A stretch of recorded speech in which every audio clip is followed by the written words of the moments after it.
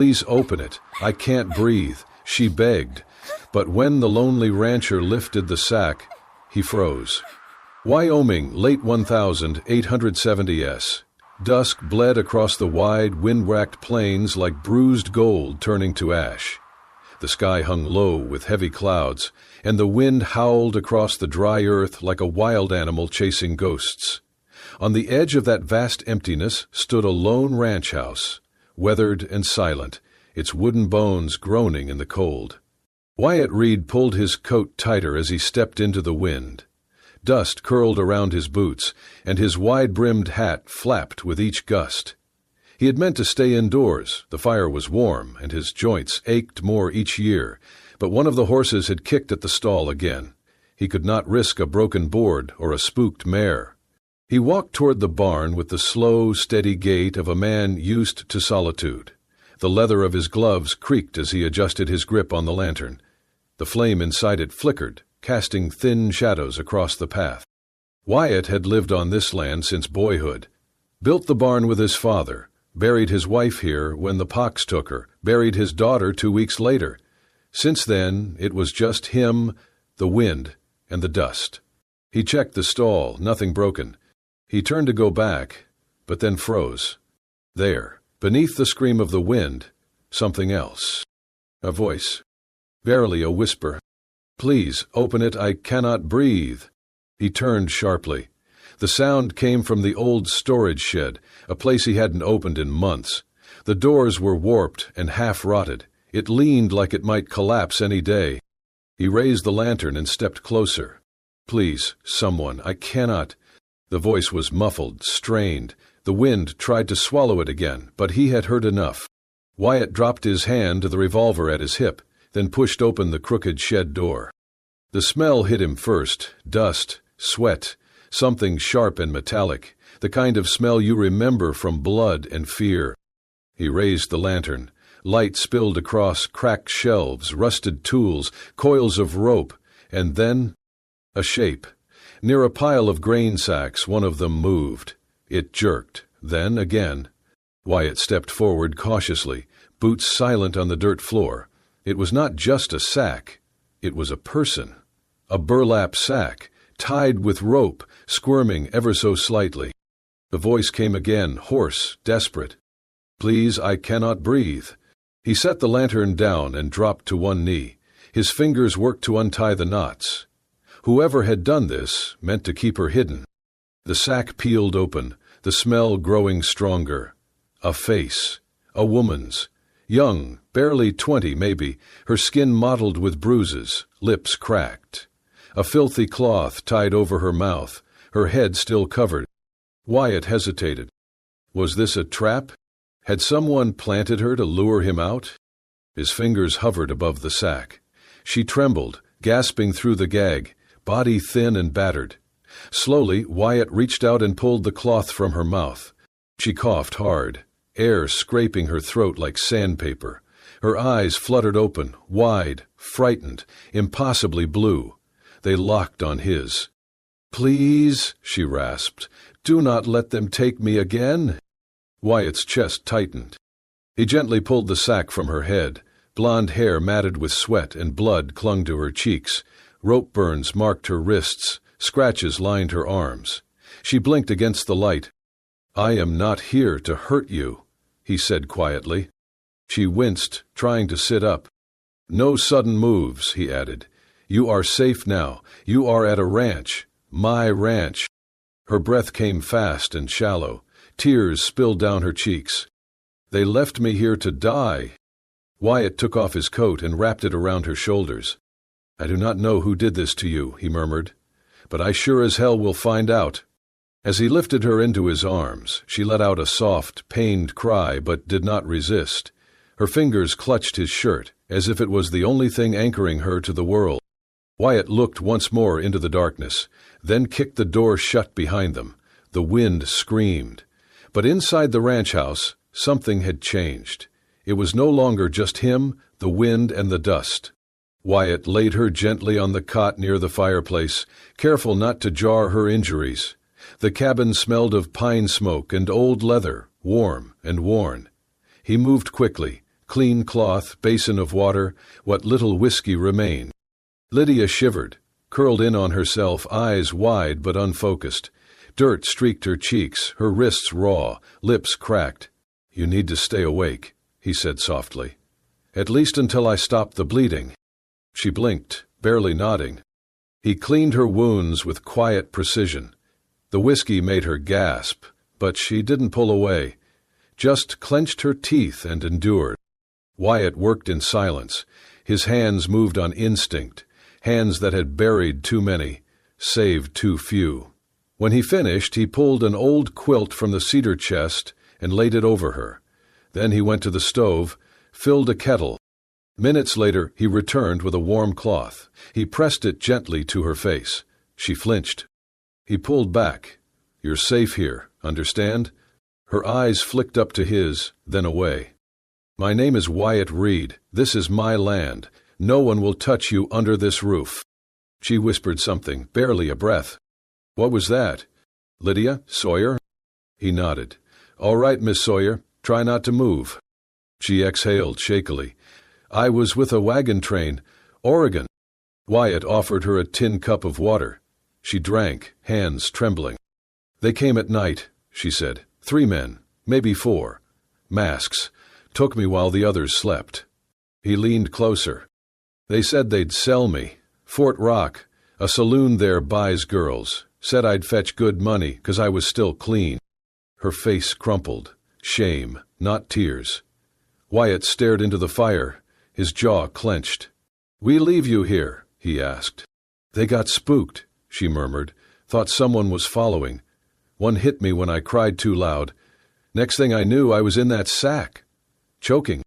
Wyatt didn't speak. "I'm not lying," she said hoarsely. He met her gaze. Bruised, bloodshot, but clear. "I know," he said finally. She relaxed, just barely. "You'll stay here tonight," he said. "After that, we'll see." She nodded, eyes drooping. Wyatt turned to go, then stopped. At the closet, he pulled out 2 things. A worn wool coat, dark green with faded buttons, his wife's, and a small ceramic jug wrapped in cloth. Back at the cot, he gently lifted the covers and tucked the jug at her feet. "Just warm water," he said. "Keeps the cold out." Then he laid the coat across her shoulders. Lavender and cedar still clung faintly to the fabric. His fingers brushed the collar. He paused. Lydia, half asleep, opened her eyes just enough to see his face shift, not just quiet and stern, but sad, hollowed, as if that coat had pulled something deep from him. He held it a moment too long, then let go. Wyatt pulled a chair close to the cot and sat, elbows on knees. "You don't have to stay," she whispered. "Yes," he said quietly. "I do." He didn't sleep. Through the long hours, he watched the fire flicker, listened to her breath steady. He adjusted the kettle when it hissed too loud, smoothed the blanket when she stirred. At one point, she murmured something in her sleep, a name, maybe, or a prayer. Wyatt didn't ask. He just sat there, hat in his lap, hands folded over the brim. By dawn, the wind had eased. Pale light crept across the floorboards. Lydia slept deeply now, hands curled in the sleeves of a coat meant for someone else.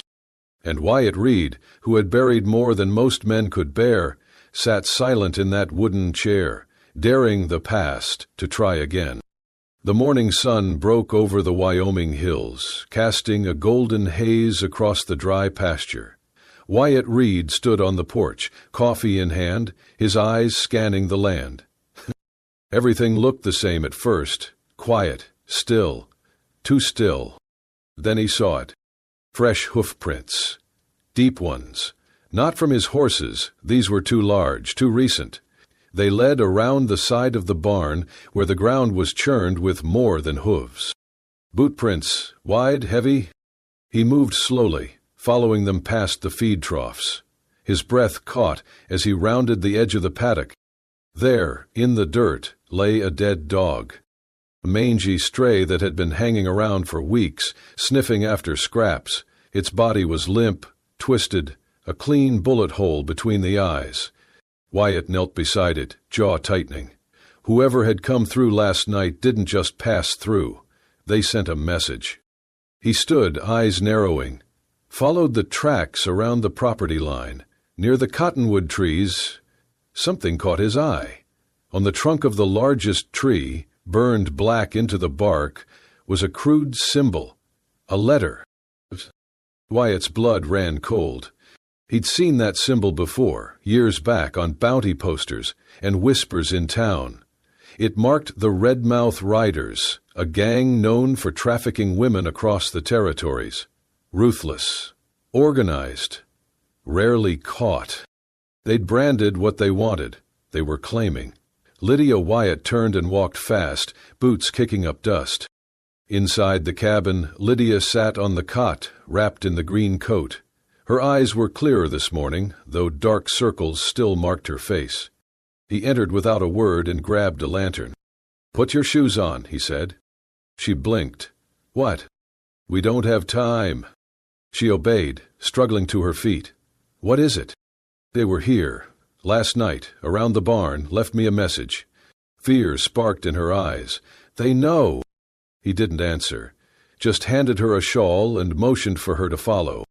They crossed the yard in silence. Lydia limped slightly, but kept up. Wyatt led her behind the main house, toward the old hay shed. Dust choked the air as he pulled the doors open. Inside, it smelled of dry timber and oil. At the back, behind a stack of crates, was a trapdoor. He knelt, pried it open, and revealed a narrow staircase leading underground. "What is this?" she whispered. "Storm cellar," he said. "My family built it when the war came close. Kept supplies, hid when things got rough." He lit the lantern and held it out. "You'll stay down here, at least until I figure our next move." She hesitated. "I've been locked away enough." Wyatt looked at her, his voice low. "This isn't a prison. It's a shield. You said they'd come for you." She swallowed hard, then nodded. She climbed down slowly. The cellar was small but dry, lined with shelves and an old cot in the corner. Wyatt climbed down behind her and set the lantern on a crate. He checked the door again, then stood in silence for a long moment. "I've escaped before," she said quietly. "Twice." He turned to her. "First time, I broke a bottle and ran. Got 2 miles before they caught me. They beat me so bad I couldn't walk for days." Her voice cracked. "Second time, I hid in a supply wagon. Made it all the way to a stagecoach stop before one of them found me again." She looked up, tears brimming in her eyes. "They said next time they'd kill me slow." Wyatt didn't move. "I don't know why I'm still breathing," she whispered. "But I want to live. This time, I want to live." The words hung heavy in the air. Wyatt stepped forward and, without saying anything, unhooked his old revolver from his belt. He placed it gently on the shelf beside the cot. "If anyone comes down those stairs who isn't me, shoot." Lydia stared at the weapon, then at him. "I don't know how," she said. "You'll learn." He paused. "And if you don't, scream. I'll hear it." For the first time, she almost smiled. He reached into his coat pocket, pulled out a small tin of jerky, and left it on the shelf, too. "I'll check in every hour, lock the trap door from the outside, but I won't be far." Then he turned, climbed the steps, and closed the hatch. Above, the wind had started again, wild and dry, hissing through the fields. Wyatt bolted the doors, then leaned against the frame, staring out over the land he knew now. This wasn't random. This was war. The wind had calmed by late afternoon. The sun sank low, casting long shadows over the dry fence posts. Wyatt was mending the gate near the corral when dust rose on the southern road. 3 riders. They came slow, deliberate, not like men passing through, but like men who already knew where they were headed. Wyatt stood straight, wiping sweat from his brow. He watched them ride in, boots heavy in the stirrups, eyes hidden beneath wide brims. The one in the middle lifted a hand in mock greeting. "Evenin', friend." Wyatt didn't answer. They stopped just shy of the porch. "We're looking for someone," the middle one said. "Young woman, brown hair. Might have passed this way." She don't talk much, another added with a grin. But she's family. Owes us? Wyatt's voice was low and cold. You her kin? The older rider spat. Blood or bond, don't matter. Wyatt stepped forward. Kin don't stuff a girl in a sack and beat her half to death. The middleman's eyes narrowed. You're making some bold assumptions. I saw the bruises, Wyatt said. Heard her beg for air. If that's family, I'd hate to see your enemies. The youngest rider shifted. His hand brushed his belt. You best watch yourself, the old one growled. That girl belongs to us. Wyatt stepped up onto the porch, one hand on the butt of his rifle. No, he said. She doesn't. A moment passed. The middleman nudged his horse forward. The young one tensed. Then, Metal whispered, a gun drawn. Last chance, rancher, the boy snapped. Turn her over. Wyatt raised the rifle fast. One shot cracked the silence. Dust exploded near the horse's hooves. The animal reared, nearly throwing its rider. The three men jerked back. Wyatt didn't move. Next one won't miss. The riders backed away slowly. The middle one spat. You'll regret this. She ain't yours. Wyatt's voice stayed even. Not anymore.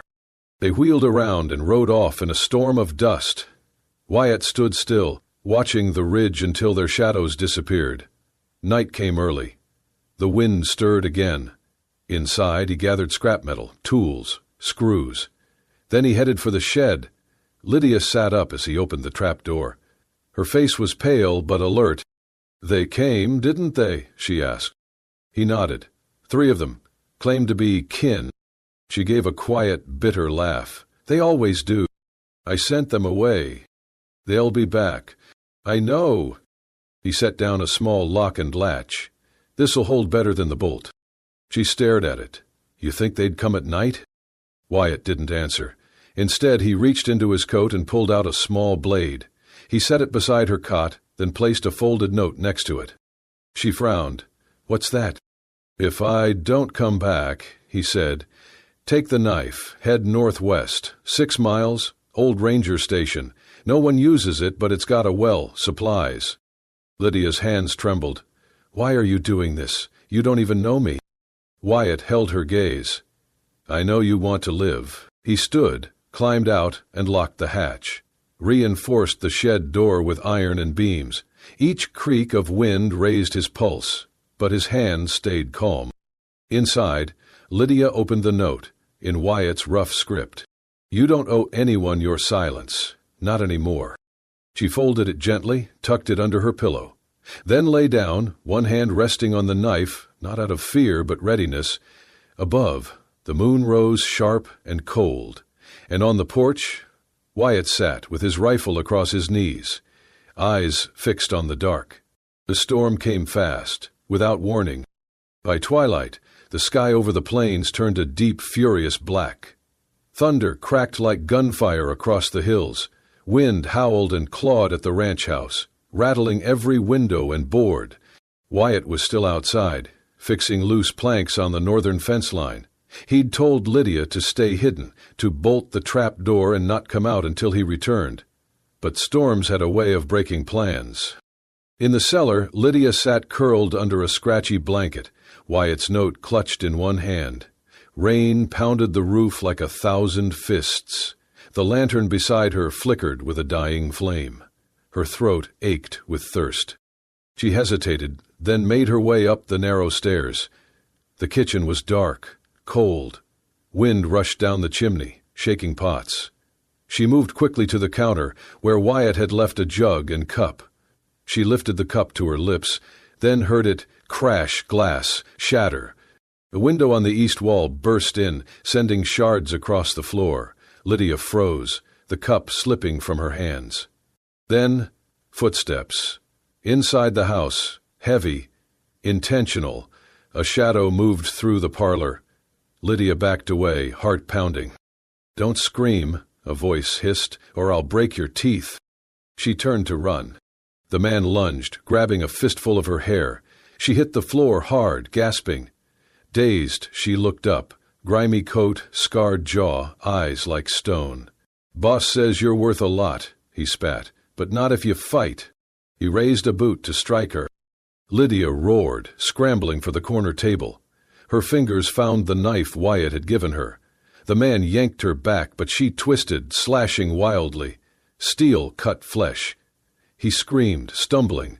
She tried to rise, but pain shot through her ankle as she staggered into the table. He was on her again, swinging. She dodged, slashed again. He grabbed her wrist, slammed her into the wall. "Stupid girl," he growled. "You think this ends with you walking free?" He raised a fist. "Ugh." The front door burst open. Lightning lit up the room. Wyatt stood there, soaked to the bone, rifle raised. Without a word, he fired. The bullet struck the intruder in the shoulder, spinning him into the hearth. The man groaned, clutching his wound. Wyatt stepped in, barrel steady. "Move again," he said, voice low, "and you'll leave in a box." The man froze. Wyatt turned to Lydia. "Can you walk?" She nodded weakly. He helped her up, letting her lean into him. She winced with each step. In the bedroom, he laid her gently on the bed. Her clothes were torn, her lip bleeding, and her ankle swollen. "Let me see," he said. He knelt beside her, brushing her hair from her face. "You did good, held your own." Her voice trembled. "I thought I was going to die." "You didn't," he said quietly. "You're safe now." From the dresser, he pulled a tin box, rags, whiskey. He cleaned her cuts, then turned to her ankle. He needed something stronger than cloth.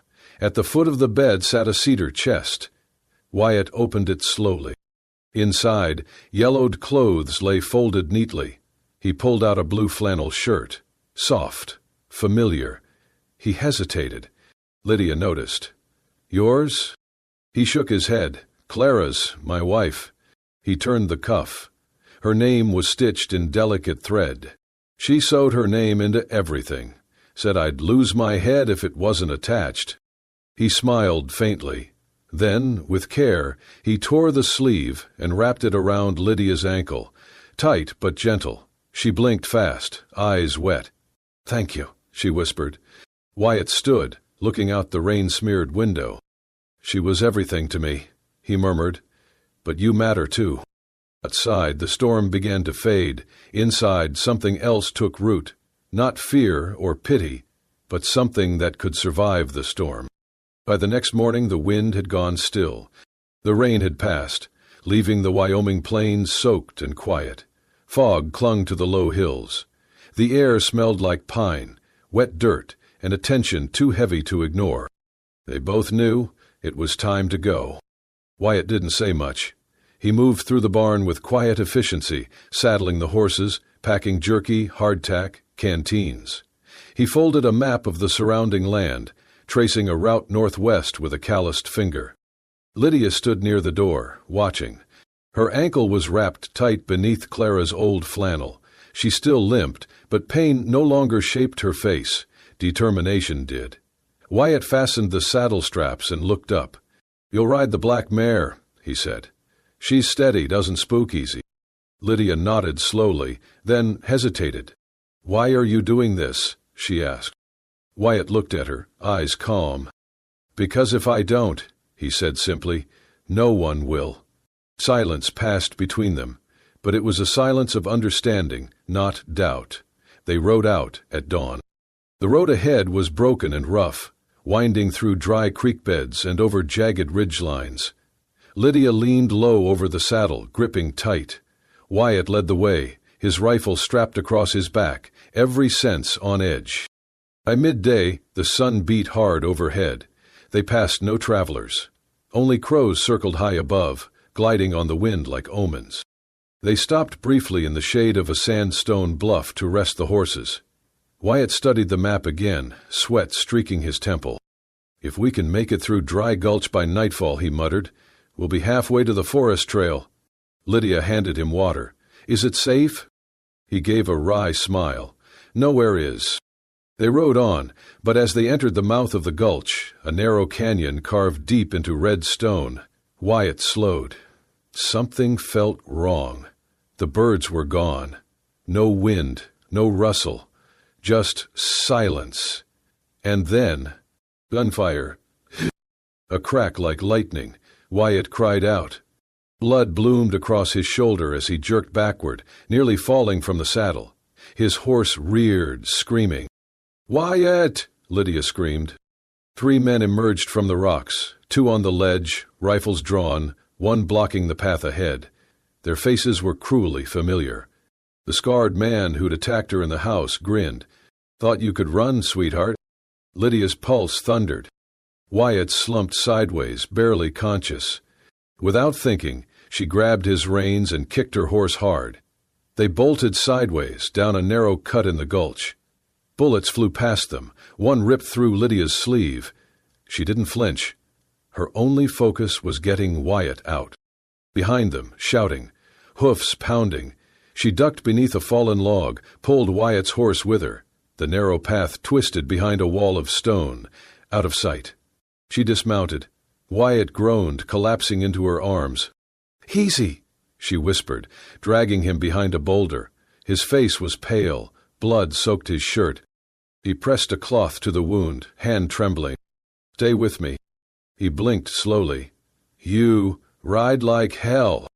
"You're not dying," she snapped, tearing open his shirt with shaking fingers. "I wasn't planning to." He gave a weak smile. She ignored it. From her saddlebag, she pulled the flask, poured whiskey over the wound. Wyatt hissed through gritted teeth. "Sorry," she murmured. "You're better at this than I was," he muttered. She bound his shoulder with the same care he'd shown her, every motion firm, gentle, deliberate. When she was done, she touched his forehead lightly. His skin was hot, but he was breathing. That was enough. Lydia leaned back, heart pounding. Her own body ached, but she didn't notice. Something had shifted. Wyatt had once been the one to pull her out of the dark. Now she was the one holding the line. Outside, the canyon echoed with retreating hoofbeats. They weren't safe, but they had survived. For now. They rode into the outskirts of Sage Hollow by mid-morning. It was a forgotten little town, 1 main road, a leaning water tower, and a saloon with broken windows patched by newspaper. But for Wyatt Reed, it was the last place that still remembered who he'd once been. He dismounted slowly, shoulders still stiff from the wound. Lydia helped steady him. Her clothes were dusty, her face set with quiet resolve. "We'll find him at the sheriff's office," Wyatt said. Lydia nodded. The building was small, wooden slats, 1 barred window, a star-shaped sign hanging half loose on the door. Inside it smelled of tobacco and worn leather. Behind the desk sat a man in his late 50s, broad-shouldered, gray at the temples, eyes sharp as nails. He looked up. "Well, I'll be damned," he muttered. "Wyatt Reed, crawling out of the dirt." Wyatt smiled faintly. "Still breathing, Cal." "Barely," Marshal Calvin grinned. Then he glanced at Lydia, eyebrows lifting. Wyatt's voice dropped low. "I need your help." The smile vanished. They sat. Wyatt told him everything, how he found her, the men who came, the scarred one, the ambush. Lydia filled in what she could, voice steady but cold. Marshal listened without interruption. When they finished, he leaned back in his chair and let out a slow breath. "I've heard whispers," he said. "Girls taken off stagecoaches, miners vanishing, but nothing stuck, no survivors who'd speak." He looked Lydia in the eye. "You're the first, and maybe the last." She met his gaze. "Not if we stop them." Marshal nodded. "I've been waiting to catch those bastards red-handed. Let's give them something to chase." That night, the trap was set, an old freight warehouse on the edge of town, abandoned since the mine shut down. Wyatt and Lydia stood just outside, their horses tied nearby. Inside, hidden behind crates and broken wagons, 6 deputies waited, rifles ready. The plan was simple. Lure them in, trap the door, catch them alive, if possible. Lydia wore a dark shawl and stood near the entrance, head bowed. Wyatt leaned on a crutch, rifles slung awkwardly at his side. The wound still burned, but he could fight. He would fight. They waited in silence, tension clinging to the air like frost. Then, hoofbeats. 4 riders. The leery shadows stretched long in the lamplight. Lydia's breath caught. It was them. The scarred man rode in front. The same sneer, the same hollow eyes. "Well, well," he drawled, dismounting. "Didn't expect you to come back here, girl." "She didn't," Wyatt said, stepping forward. "We brought you." The man blinked. Then, gunfire, from the windows, from the rafters, from the crates, bullets exploded into the night.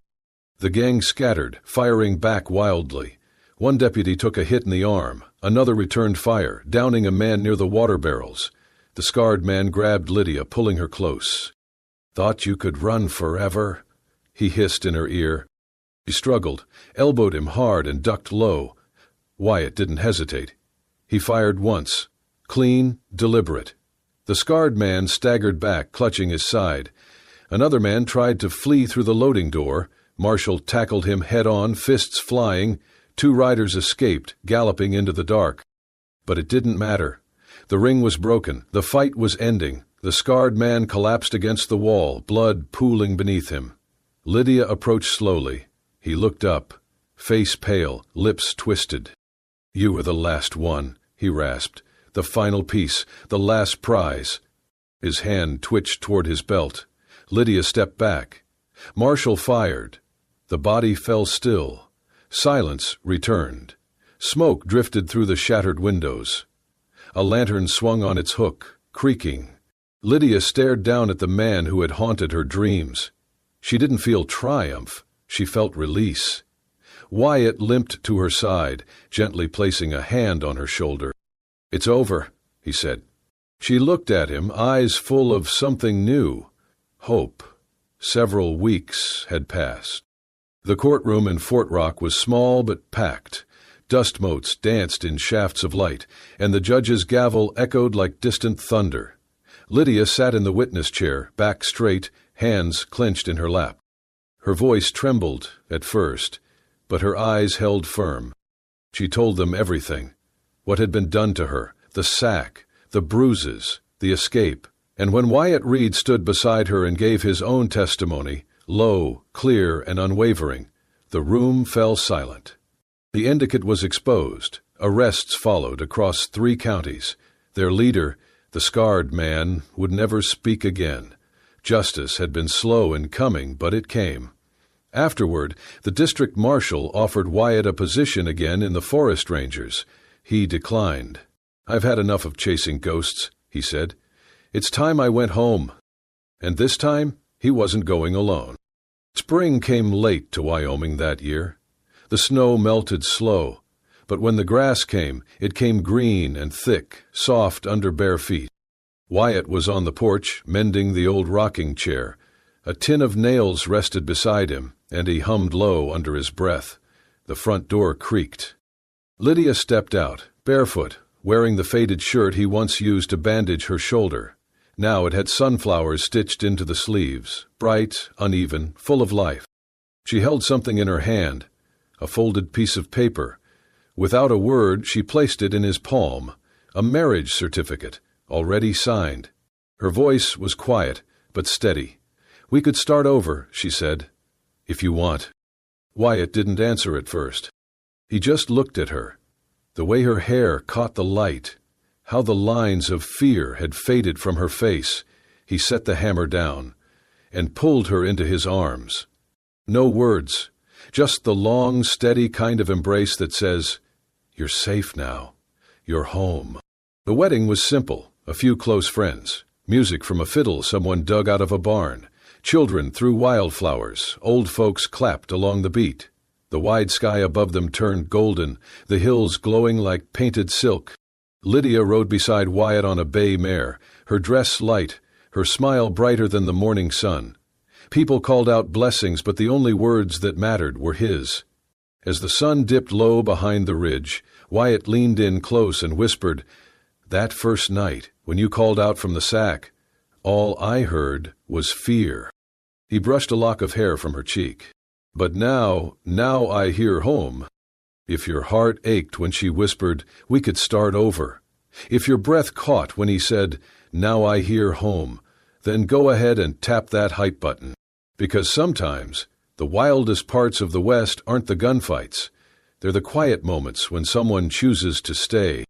Subscribe to Wild West Love Stories for more tales of grit, grace, and second chances under the open sky. A new story's just over the next ridge. See you on the trail, partner.